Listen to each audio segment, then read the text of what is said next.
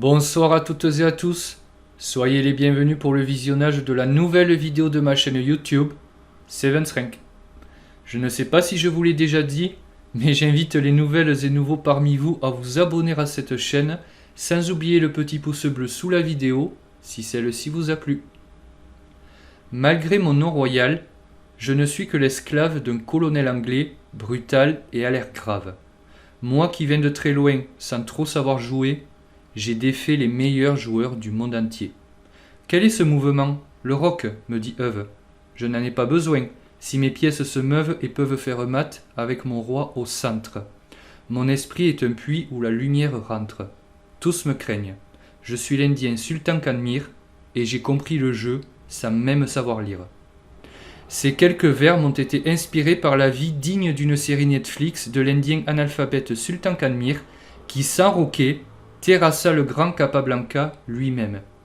Et ici, Sultan Kanmir va nous montrer aussi que roquet n'est pas toujours le mieux à faire.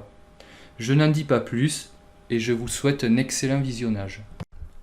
Dans cette partie, jouée lors des Olympiades de Prague le 14 juillet 1931, Sultan Kanmir a les blancs et il décide de débuter par le coup D4. Alors, pour la petite explication, les Olympiades, qu'est-ce que c'est? Eh bien, il s'agit du championnat du monde des nations par équipe. Chaque pays désireux de participer propose une équipe constituée évidemment de plusieurs joueurs. Ces joueurs rencontrent les joueurs d'une équipe adverse, donc d'un pays adverse d'un autre pays, et ainsi de suite jusqu'à ce qu'un pays émerge vainqueur du championnat, donc de ces Olympiades. Et pour la petite anecdote, eh bien Sultan Kanmir, même si de base il était indien, eh bien il était esclave, et son maître, le colonel britannique Nawab, a fait en sorte qu'il joue lors des Olympiades pour l'Angleterre, pour le compte de l'Angleterre, et c'est ainsi que sur les quelques Olympiades auxquelles il a eu le droit de participer, Sultan Kanmir a joué au premier échiquier pour l'Angleterre. Voilà, donc son adversaire, le champion de Lettonie, Herman Karlovis Mattisson, va jouer le coup cavalier F6, qui est aujourd'hui le coup le plus populaire. L'idée, c'est de mettre une pièce sur sa case naturelle et de venir lutter pour le contrôle des cases blanches centrales D5 et E4. Et déjà, on voit que les blancs ne peuvent pas jouer E4, même s'ils en auraient très envie. Ok, donc dans cette position, évidemment, D5 est l'autre alternative, mais ici, on va se focaliser sur ce qui a été joué, à savoir cavalier F6 avec les mêmes raisons. Ok. Maintenant, Sultan Kanmir a joué le coup cavalier F3, donc il sort une pièce sur sa case naturelle et il vient viser les cases noires centrales E5 et D4. Il vient renforcer ici son pion et on va juste dire que ici le coup le plus populaire, le plus joué, c'est en fait le coup C4 qui vient directement taper sur la case D5 avec l'idée de faire suivre par cavalier C3 et directement lutter pour le centre mais avec un pion de l'aile. Ici, cavalier F3 est un coup tout à fait jouable, mais il manque un peu d'ambition. C'est généralement C4 qui lui est préféré. Bon, et C4 peut survenir un peu plus tard. Ok, maintenant il a joué E6, donc avec l'idée très logique de sortir son fou de case noire, et à noter qu'on pourra appuyer la poussée centrale D5. Maintenant je pense que vous commencez à avoir l'habitude pour celles et ceux qui suivent régulièrement cette chaîne. Il a joué ici le coup E3. Alors E3, ça introduit ce qu'on appelle le système Cole. Alors le système Cole, qui tient son nom du grand maître belge Edgar Cole ou Edgar Collet. Je ne sais pas comment ça se prononce, je ne suis pas non plus incollable. Ok, c'était nul. L'idée, c'est quoi? Eh bien, c'est de jouer un système. Alors, un système, qu'est-ce que c'est? C'est une ouverture qu'on va jouer avec les mêmes coups, quels que soient les coups de l'adversaire. Alors, pas forcément dans le même ordre, mais on va jouer les mêmes coups. Ici, D4 pour prendre le centre et pouvoir peut-être sortir notre fou de case noire. E3, bon finalement on ne peut pas le sortir, mais c'est celui-ci qu'on peut sortir à la place, qui va généralement venir sur D3. On sort notre cavalier sur sur sa case naturelle. Et souvent, on va roquer et peut-être faire B3 pour mettre notre fou en fianchetto, notre fou C1 sur la case B2 en fianchetto. Donc ça, c'est quelque chose de tout à fait connu, c'est le système call que je vous encourage à aller voir si ça vous plaît. Maintenant, B6 a été joué. Alors B6 avec l'idée très logique de faire suivre par fou B7 et venir contrôler la grande diagonale blanche. À noter qu'on jettera un œil sur E4 et D5 et on empêchera les blancs de pousser E4. Maintenant, fou D3 a été répondu par Sultan Kanmir avec l'idée très logique. J'accrois la pression sur E4, donc je me prépare à le jouer et peut-être que je vais roquer rapidement. Raison pour laquelle fou B7 a été répondu. Donc vous voyez qu'il s'agit toujours de jouer logiquement, on ne joue pas des coups extravagants. Ici fou B7, tout simplement pour empêcher E4. Et que va faire Sultan Kanmir? Boum, il va insister. Cavalier BD2 accroît le contrôle sur E4, donc on menace de le jouer au prochain coup. Est-ce qu'on va laisser les blancs jouer E4? Eh bien non, on va jouer D5 et maintenant on contrôle E4 une fois de plus, donc avec le pion D5, le cavalier F6 et le fou P7 par transparence. Donc on ne peut pas jouer E4 et là on se dit, eh bien il va sûrement faire le petit roc et la partie va continuer normalement après fou E7 ou fou D6 des noirs et le petit roc de leur part à eux. Mais là il va jouer un coup qu'on déconseille de faire généralement aux débutants. C'est pour ça que c'est intéressant de voir cette partie et les exceptions entre les mains d'un des plus forts joueurs sûrement de tous les temps. Il a joué le coup cavalier E5. Alors cavalier E5, ça c'est un coup qu'on ne recommande absolument pas aux débutants. Je n'ai rien contre les débutants, j'en ai plein parmi mes élèves, mais simplement, on leur dit souvent, vous vous rappelez les principes de Sigbert Tarrasch dont je parlais dans une autre vidéo, on installe nos pièces au centre certes, mais on ne les joue pas deux fois de suite dans l'ouverture et on roque le plus rapidement possible pour mettre notre roi à l'abri. Et bien là, il a joué une deuxième fois la pièce dans l'ouverture, la même pièce, et il semble négliger, si ce n'est différer, son roc. Alors, avec quelle idée? Eh bien, on va le voir après fou D6, F4.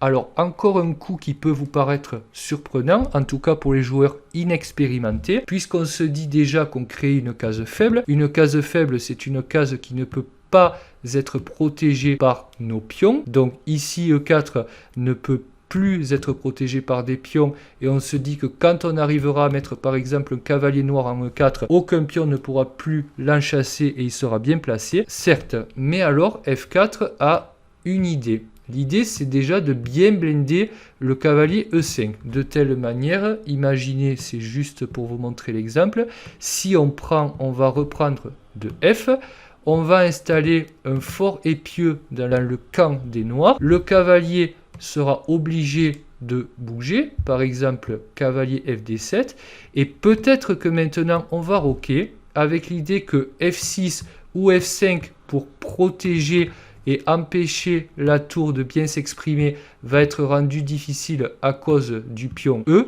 Rappelez-vous qu'on peut toujours faire la prise en passant si les noirs jouent F5 et en même temps notre tour est maintenant, comme je viens de le montrer, sur une colonne ouverte et donc ça pourrait inquiéter les noirs. A noter que le cavalier ne peut plus venir en F6 protéger son roc et après un coup comme petit roc, déjà il y aurait peut-être des problèmes avec dame H5, menacerait échec et mat.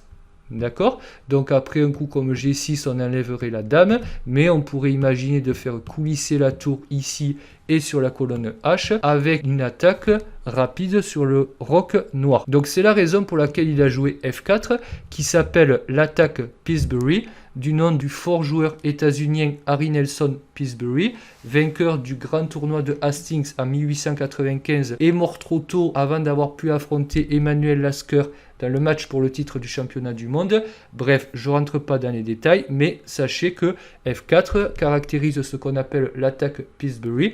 Et je vais vous mettre en description un lien où vous verrez ce fort joueur Harry Nelson Pillsbury utiliser brillamment son attaque. Donc, petit rock maintenant, Dame F3 a été joué. Alors, il ne rock toujours pas, Sultan Kanmir, mais son coup a une petite idée, c'est qu'il va utiliser sa dame pour manœuvrer, pour la faire coulisser et venir attaquer à l'aile roi. Et pourquoi est-ce qu'on n'a par exemple pas mis la dame en H5? Eh bien tout simplement parce que le cavalier contrôle cette case. Pas de chance.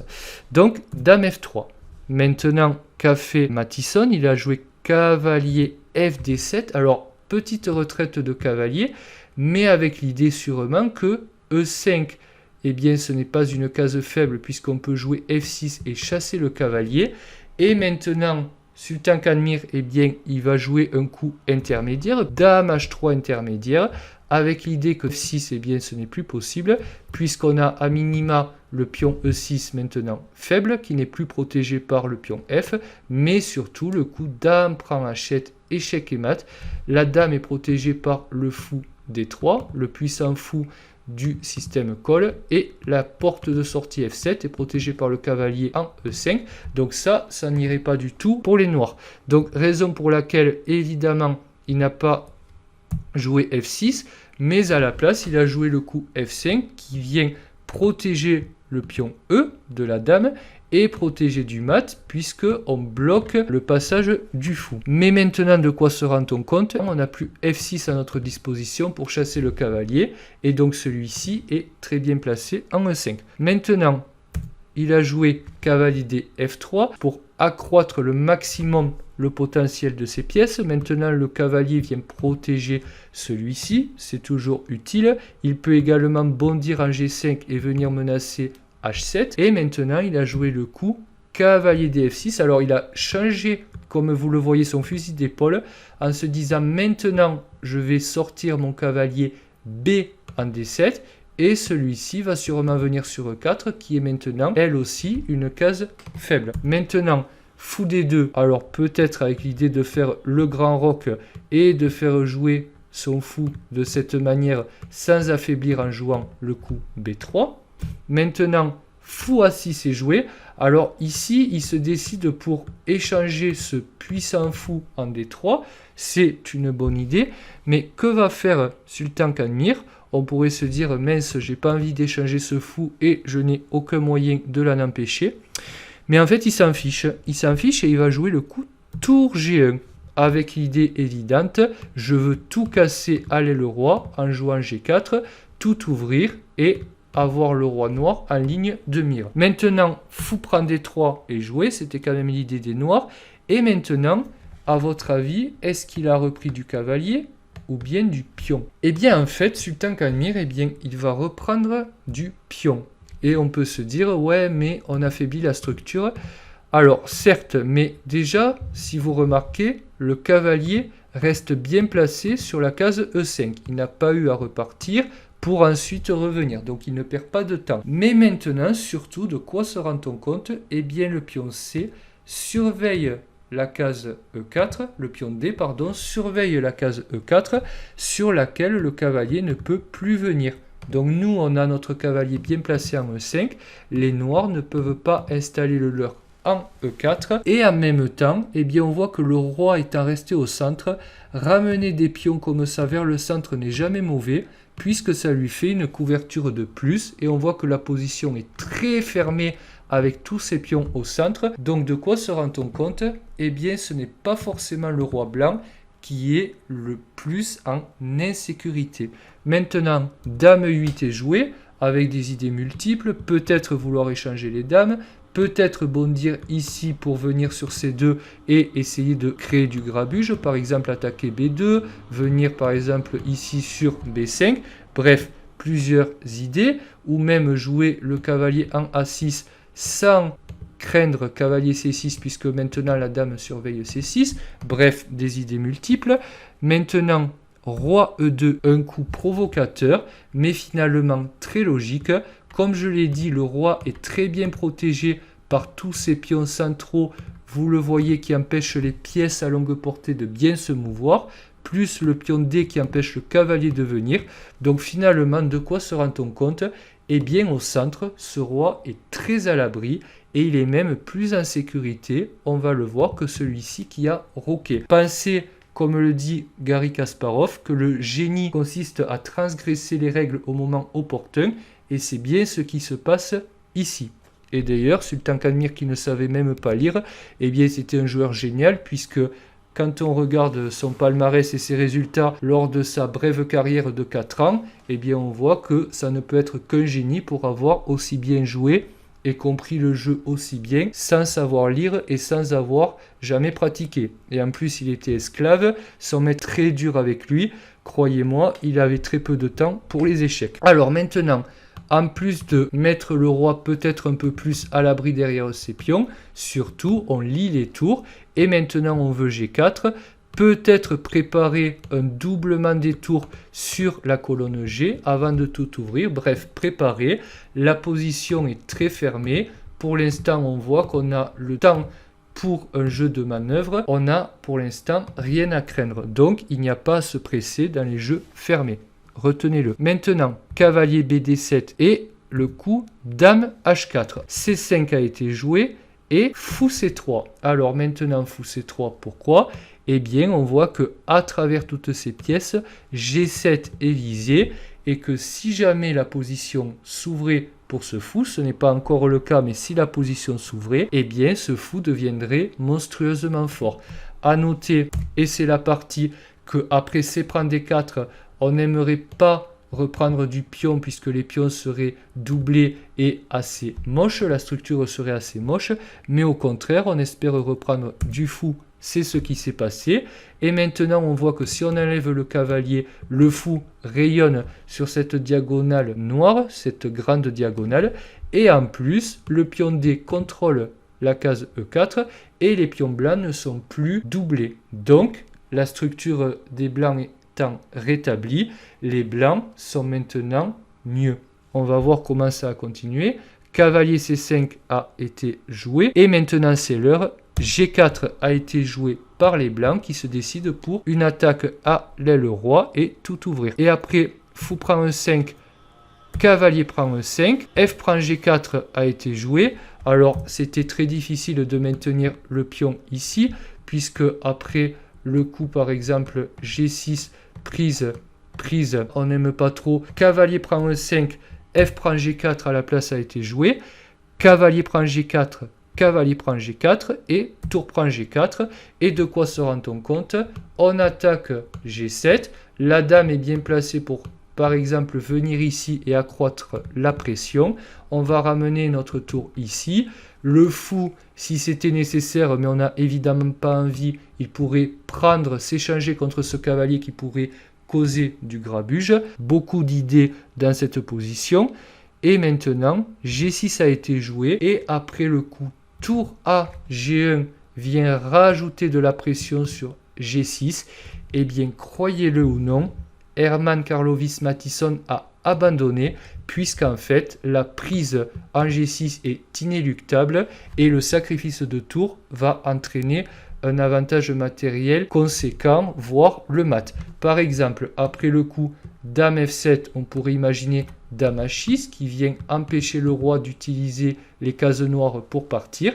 Et maintenant, comment est-ce que vous empêchez G6? Pour vous montrer par exemple cavalier D7, évidemment c'est juste un coup pour illustrer. On aurait maintenant tour prend G6, échec. Roi H8 est impossible à cause du fou qui veille au grain. Donc H prend G6, tour prend G6, échec. Dame prend G6, dame prend G6, échec et mat. Le roi n'a plus aucune case de fuite et il est bloqué par sa tour en F8. À la place, je vais vous montrer pour illustrer ce qui se serait passé si on avait à la place choisi tour F7. Et bien pareil, on va jouer le coup tour prend G6, échec, sacrifice de tour. Si H prend G6, il y a maintenant dame H8, échec et mat, le fameux pattern dont je vous parlais tout à l'heure. Si la colonne H s'ouvrait, les blancs ont réussi, c'est la raison du sacrifice sur G6, et ils sont récompensés par cet échec et mat. Ok, et sur tour F7, si on joue tour prend G6 échec et qu'on ne prend pas la tour, le roi s'enfuit, on a déjà gagné un pion, mais maintenant tour G8, échec et mat là encore, le roi ne peut pas capturer la tour ni descendre, et il est obstrué par ses pièces, sachant que E7 est contrôlé par la dame adverse. Ok, donc cette vidéo est maintenant terminée, j'espère qu'elle vous a plu et qu'elle vous a convaincu que roquer n'est pas toujours la meilleure chose à faire, que ce soit pour un camp ou pour l'autre, mais évidemment je ne vous encourage pas à ne pas roquer. Au contraire, je vous y encourage fortement. C'était juste pour développer un peu plus votre esprit critique et vous montrer que aux échecs, on essaie de s'adapter à chaque situation. Voilà, si ça vous a plu, n'hésitez pas à laisser un petit pouce bleu. Abonnez-vous à cette chaîne pour les nouvelles et les nouveaux. Et moi, je vous dis à bientôt pour une prochaine. Ciao, ciao!